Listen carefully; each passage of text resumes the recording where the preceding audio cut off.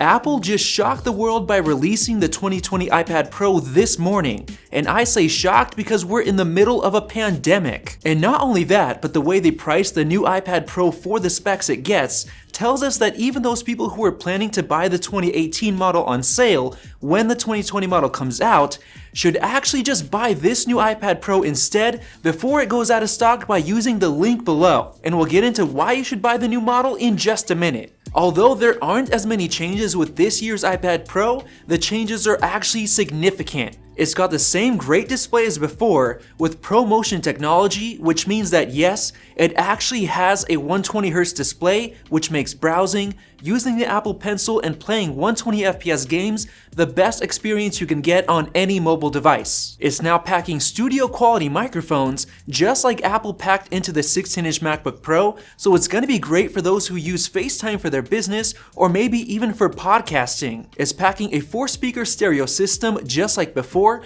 but knowing Apple, the quality is surely going to improve, and we'll be testing it in just a few days when we get our hands on it. Because yes, we've already ordered one, so make sure to subscribe and enable notifications so you don't miss out. It now features a 10 megapixel ultra-wide camera, which is totally overkill for a tablet, but hey, it's pretty great that you're getting it for the same price. It also packs a 12 megapixel main camera, which is most likely packing the same hardware as the iPhone 11 Pro, which we know takes incredibly good photos and 4K video. On the front side, we're getting the same 7 megapixel true depth selfie camera for portrait selfies and 1080p 60fps video. And of course, that means it gets Face ID authentication, which works great on the iPad Pro because you can use it in any orientation, even upside down. Now the biggest deal is that it now gets a brand new LiDAR scanner on the back for insanely accurate depth sensing. This not only means that we should expect to get insanely good portrait photos on the rear camera if it supports it, but it also means that this iPad Pro is gonna support the best augmented reality we've seen on any mobile device. We know that because LiDAR is actually what a bunch of companies are using for self-driving cars,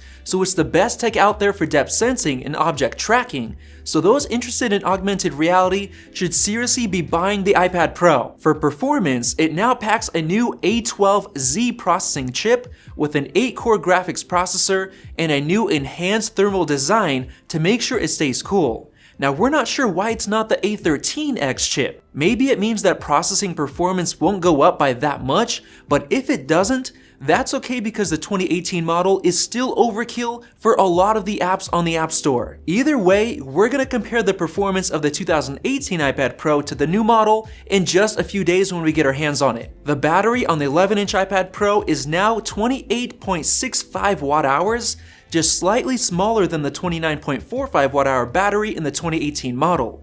But Apple is still rating it at the same 10 hours of battery life, so that means they improved the efficiency of the new chip. A huge feature is that it now supports Wi-Fi 6, so it's going to be future-proof for a while, supporting the best Wi-Fi speeds you can get. You also get the same silver or space gray color options. The weight is basically the same at just over a pound, and it's exactly the same 5.9 millimeters thick. Now here's where the real magic comes in. It's priced at the exact same $800, but now it comes with 128 gigs of storage, twice as much as before at the same price. And the even crazier thing is that if you upgrade to 256 gigs of storage, it's priced at $900, whereas the 2018 model with that much storage was actually $950, so it's an even better deal. And the storage is the same if you choose the 1TB storage model. It's now $1,300 instead of $1,350 on the 2018 model. Now, a lot of people were waiting on the 2020 model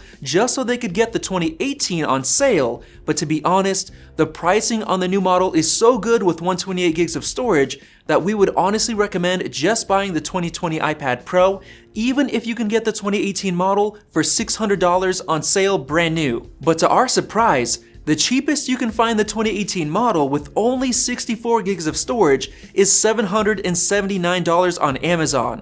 So it's actually a much worse deal than the new one, especially since it has all of the new features. And ever since iPadOS came out with external storage and file management support, we've been recommending people to not buy the 64 gig model because it's simply not enough. So the new 2020 iPad Pro with 128 gigabytes of storage is perfect at the $800 price, so make sure to use those links down below to order before they're out of stock. But wait, there's more. Not only did Apple release the iPad Pro, but they've also announced the new Magic Keyboard coming in May, which has a special hinge that allows the iPad Pro to float in the air. It now also features pass-through charging, which is huge because it frees up your iPad Pro's USB-C port for other things. And it features a full-size Magic Keyboard with backlighting and the new scissor switch keys that we love on the 16-inch MacBook Pro. The best part is that it now comes with a trackpad with multi-touch gesture support like we get on MacBooks. And coming on March 24th is iPadOS 13.4,